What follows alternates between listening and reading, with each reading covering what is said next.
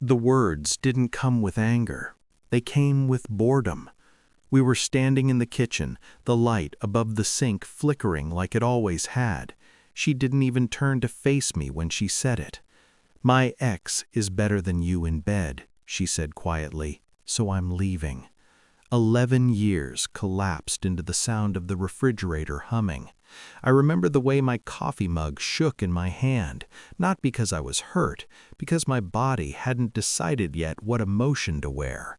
She finally looked at me then, expecting shouting, denial, pleading. She got none of it. I watched her eyes search my face for damage. I gave her silence. She mistook that for weakness.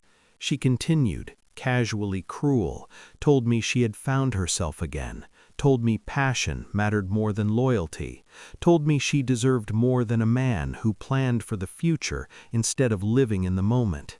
What she didn't tell me, what her voice carefully stepped around, was how long this moment had been happening. But I already knew something was wrong. You don't live with someone for 11 years without learning the sound of their lies. It starts small. A phone turned face down, a shower taken immediately after coming home, a smile that arrives seconds too late.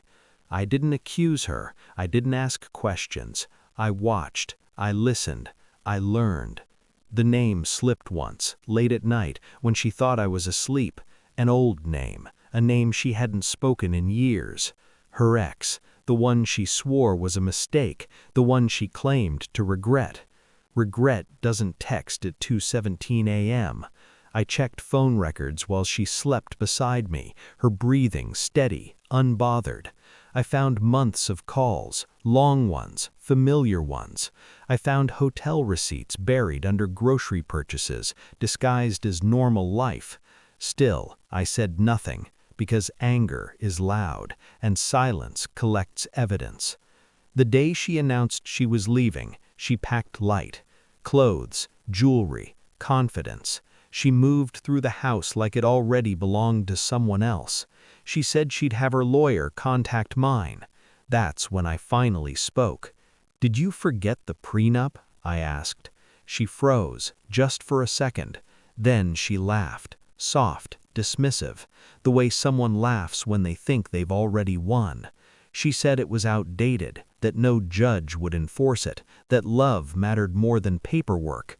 I nodded. I had written that agreement myself, line by line, 11 years ago, when she was still pretending she wanted forever. I let her leave. 2 weeks later, the papers arrived.